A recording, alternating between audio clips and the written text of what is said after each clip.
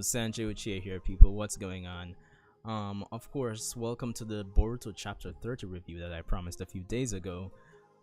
The chapter did come out a few days ago, but for various reasons, I decided not to review it until now. So I do apologize for that, and I hope you stay tuned and look forward to what I have to say about chapter 30 of Boruto.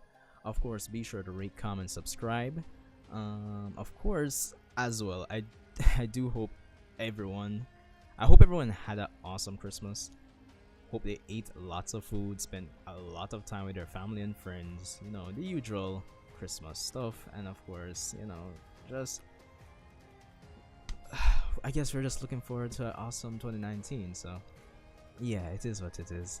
But anyway, let's just jump right in. So Boruto chapter 30, and there's something I have to say about chapter 30 and the Boruto manga since chapter 11 overall, is that I believe the series has finally started coming into its own. And what I mean by that is that Boruto as a series, anime and manga, it has gotten mixed reception ever since it started, all the way back in 2016, if I'm not mistaken, with the anime. Well, no, the manga started then. Yeah, no. Probably got my facts mixed up here. But yeah, it has been a while since it started.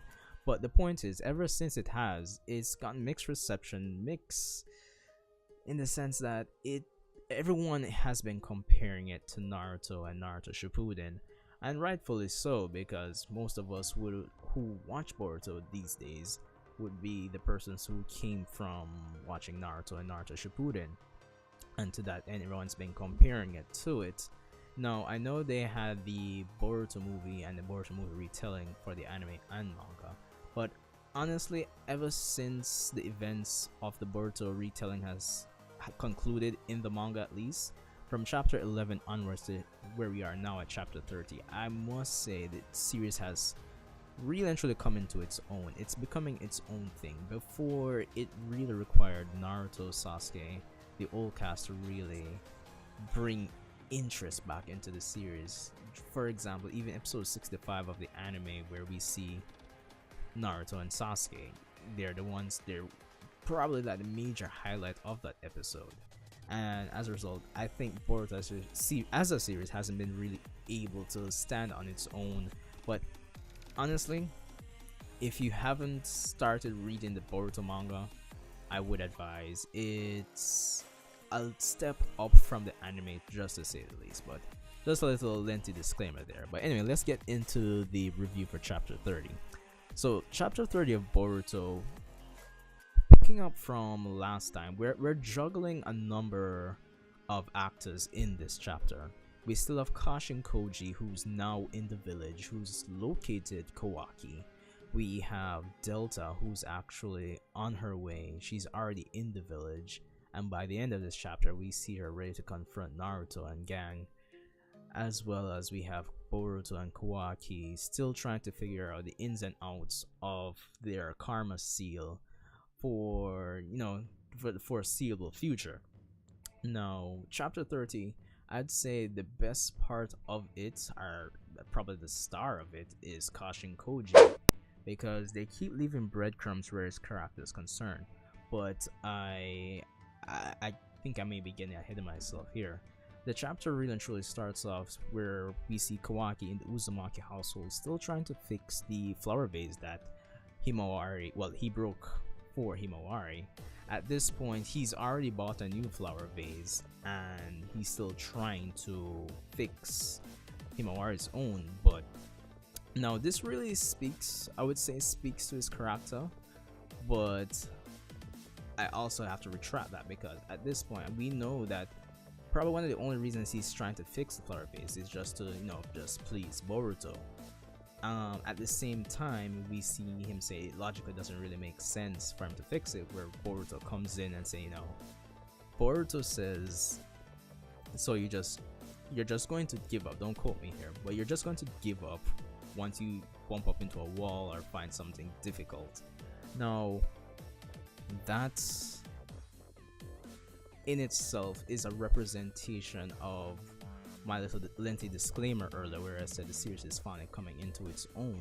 because Boruto now is drastically different from the Boruto at the start of the series, and not even go on to say even currently in the anime, because he's finally, ever since chapter 11, from chapter 11 onwards, the little arc that started there from about chapter 11 to about chapter, I don't know, 13, 14, the little arc where he actually, bonded with the I would say Fire Lord, the God, yeah, I forgot his name, but yeah, the Lord, the other person that's in charge of the Land of Fire. I totally forgotten their names, but yeah, he basically had a little time to babysit his son, and through their interactions, Boruto essentially matured into a more likable character. And ever since then, he sees the merit in hard work, and through that, he's become a much more likable or relatable character. He's even gone on to inspire said son that I'm referencing. So even him making this line here to Kawaki in this chapter is a big indicator that he has come, probably not a long way, but he has come some way since the events of Boruto Naruto the movie, or the retelling of said movie. Now, Kawaki does agree to teach or show Boruto everything he knows about the Karma Seal after Boruto agrees to help him out in discovering its secrets. And it's at this point that we really and truly get a sparring match between Boruto and Kawaki. Now, I would have loved to have seen more pages dedicated to this little sparring match. What we got was good, but I think it could have been longer. We see some interesting choreography, some interesting tidbits. We see Kawaki, of course, making use of his body, because as we already know, his entire body is a ninja weapon. And it seems, based on this chapter, it seems that's going to be a recurring thing for the members of Kara as well, in where characters are having their whole bodies be ninja weapons instead of having them as external tools, which doesn't really and truly line up back with the whole theme throughout this new age, our new generation of Naruto, where technology is integrated into every little tidbit of society, which is another interesting theme they keep. It's an interesting recurring theme. Now, towards the end, we see Kawaki trying to get Boruto to try and absorb an attack, which Boruto fails to do. However, we see Kashin Koji in the shadows, lurking, seeing and analyzing what's going on with the Karma Seals. And it's through this little interaction or spying by Kashin Koji that we figure out that we figured a number of things through that, as well as sparring match. At the end, we see Boruto and Kawaki about to make the seal of reconciliation, that same little seal that Naruto and Sasuke always do. And we get an interesting tidbit. We get to see Momoshiki appear out of nowhere again. So I'm starting to wonder if he's going to be a recurring thing, like probably Momoshiki's spirit is sealed within Boruto or something like that. Or more than likely, it's his spirit probably might be like sealed or within the Karma Seal itself. Probably, who knows? Because even what we find out after this, where the bruises that we see on Boruto's hand that he received from failing to absorb Kawaki's attack in this sparring match, we see Kashin Koji point out that it's healed after they failed to make the reconciliation sign. And then Kashin Koji goes on to compare him to Jigen, stating that if he has similar abilities, Boruto may be troubled down the line. Now, the interesting thing I'd say about this chapter is Kashin Koji. He may be the highlight of the chapter for me, because even though we still don't have a broad idea or a clear idea in terms of what Kara's objectives are, things have already been set up to let us, the viewers or readers, believe that Kashin Koji has ulterior motives, or he probably plans to betray Kara. So there's that little subplot building, which I absolutely loved. The chapter, as per usual, since it's monthly, I thought it was really paced well, even though I still believe that the fight with Boruto and Kawaki could have been longer, but it is what it is.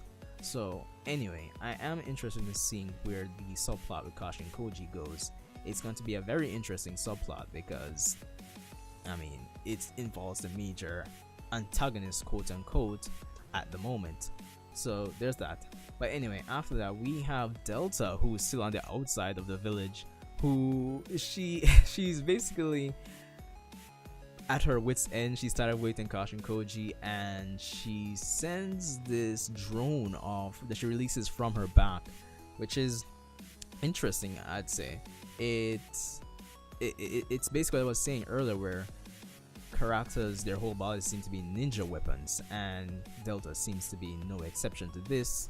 We see her head into the village, where she's eventually detected by the Yamanaka clan, which is Ino's clan, and of course they pinpoint and mention that her chakra isn't from any registered resident in Konoha, and of course Naruto's alerted right away. Of course Naruto tries to, you know, do his role as not only Hokage and father. We have a little interesting tidbit of characterization for Naruto towards the end here, which I still find interesting. It's still consistent with all showings of Naruto's character in this new age, which I absolutely love, in which he knows the enemy is coming, and he tries to get Himawari and Boruto out of there, while telling Ino that he'll handle the situation himself and that the police force should step down. Of course, I think this is a pretty smart decision on Naruto's part. Of course, Sasuke not being there, he is the strongest person there, and he can probably get the job done as well ASAP without any casualties. So there's that. By the end, we see Delta there with face to face with Naruto and company.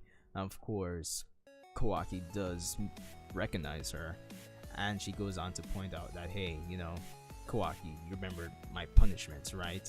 Essentially, or something to that end. Of course, this implies that, hey, they have history even within Kara.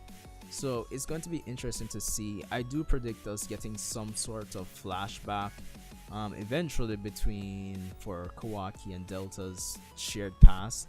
So that's going to be interesting. All in all, chapter 30 I thought was a wonderful way to end off the year. We have the plot basically, I wouldn't say rushing, but it's moving forward at a decent pace. I am interested, I'm absorbed into what's happening and what's going to happen. So honestly, if you haven't read chapter 30, I would advise you get into it. Or if you haven't started reading the Boruto manga, I would say start from chapter 11, as it starts right after the events of Boruto Naruto the movie, or the retelling in the anime, if you haven't even seen the movie, which I don't know why you wouldn't have, but yeah, you know what I mean. So let me know what you thought about chapter 30 if you've read it, and about my review. Of course, as I said, I am looking forward to Kashin Koji in terms of what he may do. But anyway, rate, comment, subscribe, people. Be sure to, you know, just look out for when I drop videos. I am trying, well, not trying, I have things basically fizzled out, or basically set up to start doing more consistent videos for the coming weeks or the coming year on this channel again. So you can look out for Naruto discussions, Dragon Ball stuff, of course. I'll be reviewing the Broly movie when it does come out. So there's that. I'll be covering news articles, well, where anime is concerned, and any little thing I find interesting to do. Who knows, I may even start doing live reactions. You never know. But anyway, I hope everyone's doing well. I'm looking forward, and I hope you guys are looking forward to awesome 2019. And I'll see you in the next one.